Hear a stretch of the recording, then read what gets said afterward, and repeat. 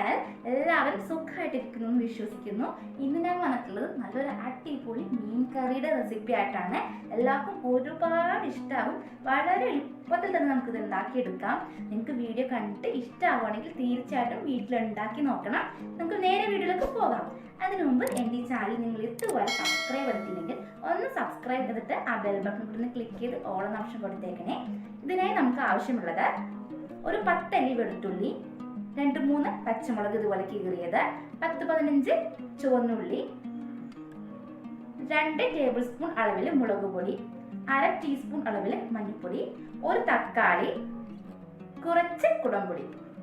ചട്ടിയിൽ വെളിച്ചെണ്ണ ഒഴിച്ച് വെളിച്ചെണ്ണ ചൂടാകുമ്പോൾ നമുക്ക് ആദ്യം എടുത്തു വെച്ചിട്ടുള്ള ചുവന്നുള്ളി ചേർത്ത് നന്നായിട്ടൊന്ന് വഴറ്റി കൊടുക്കാം. ചെറുതായിട്ടൊന്ന് വഴണ്ടതിന് ശേഷം നമുക്ക് ഇതിലേക്ക് ചേർത്ത് കൊടുക്കേണ്ടത് പച്ചമുളകാണ്. നമുക്കിത് ചെറുതായിട്ട് വഴറ്റിയെടുക്കാം. അതിനുശേഷം നമുക്ക് പച്ചമുളക് ചേർത്ത് കൊടുക്കാം.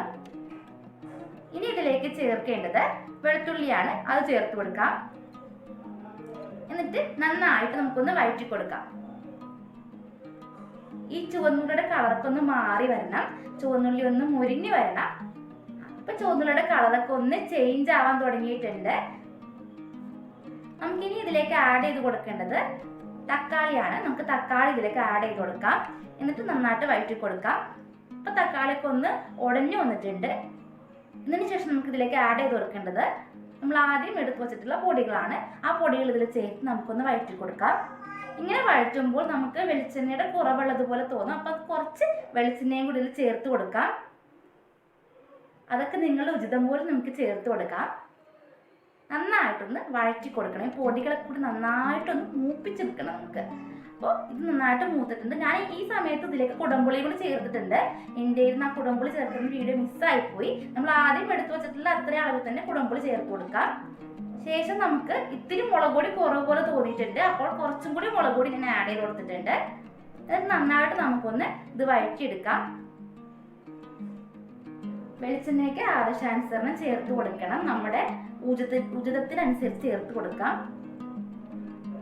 ഇനി നമുക്കിതിൽ നമുക്ക് എന്തോരം ചാറ് വേണോ, എന്തോരം മീനുണ്ട് അതനുസരിച്ച് ഇതിലേക്ക് വെള്ളം ചേർത്ത് കൊടുക്കാം.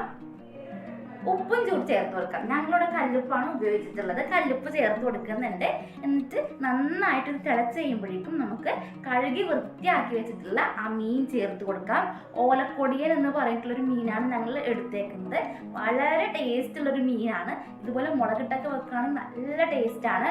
ഫ്രൈ ചെയ്താൽ ഇത്രയും രുചി ഉണ്ടായിരുന്നില്ല. ഫ്രൈ ചെയ്ത് നോക്കിയപ്പോൾ ഞങ്ങൾ ഇതുപോലെ മുളകിട്ട് വെച്ചപ്പോൾ നല്ല ടേസ്റ്റാണ്. ഇതുവരെ നിങ്ങൾ കഴിച്ചിട്ടില്ലെങ്കിൽ ഈ മീൻ പറഞ്ഞ് വാങ്ങി കഴിച്ചു നോക്കണം. നല്ല അടിപൊളി ടേസ്റ്റുള്ള മീനാണ്. അപ്പൊ നമുക്ക് നന്നെ ചാറ് തിളച്ച് കഴിയുമ്പോഴേക്കും ഇതുപോലെ മീനൊക്കെ ഇട്ട് ഉപ്പും പുളിയൊക്കെ ഒന്ന് ചെക്ക് ചെയ്തിട്ട് നമുക്ക് തിളപ്പിച്ചെടുക്കാം. ഇപ്പൊ നമുക്ക് 10-15 മിനിറ്റ് കഴിഞ്ഞപ്പോഴേക്കും അതിൽ എണ്ണയൊക്കെ തെളിഞ്ഞ് നന്നായിട്ട് വന്നിട്ടുണ്ട്. ഈ സമയത്ത് നമുക്ക് കുറച്ച് കറിവേപ്പില ചേർത്ത് കൊടുക്കാം. കറിവേപ്പിലയോട് ചേർക്കുമ്പോൾ നല്ലൊരു ഫ്ലേവറായിട്ട് നമ്മുടെ മീൻകറിക്ക് ഉണ്ടാകുന്നത്. നമുക്കിത് അടച്ച് വെച്ച് വേവിച്ചെടുക്കാം. ഒരു 10-15 മിനിറ്റും കൂടി നമുക്കിത് അടച്ച് വെച്ച് വേവിച്ച് കഴിഞ്ഞ് തുറന്നു നോക്കിയാൽ ഇതുപോലെ കറി വറ്റി നല്ല സൂപ്പറായിട്ട് വന്നിട്ടുണ്ടാകും. നല്ല അടിപൊളി ടേസ്റ്റാണ്. ഈ മീനും അപാര ടേസ്റ്റാണ്. തീർച്ചയായിട്ടും നിങ്ങൾ ഉണ്ടാക്കി നോക്കണം. ഇത് നമുക്ക് ചോറിൻ്റെ കൂടെയൊക്കെ കഴിച്ചാൽ ഒന്നും പറയാനില്ല. നല്ല ടേസ്റ്റാണ്. തീർച്ചയായിട്ടും ട്രൈ ചെയ്യണം. നിങ്ങൾക്ക് വീഡിയോ ഇഷ്ടമായാൽ ലൈക്ക് ചെയ്യുക, അഭിപ്രായങ്ങൾ കമൻറ്റ് ചെയ്യുക. അപ്പോൾ ഇതുപോലത്തെ കൊച്ചു കൊച്ചു വീഡിയോസ് ആയിട്ട് ഇനിയും കാണാം.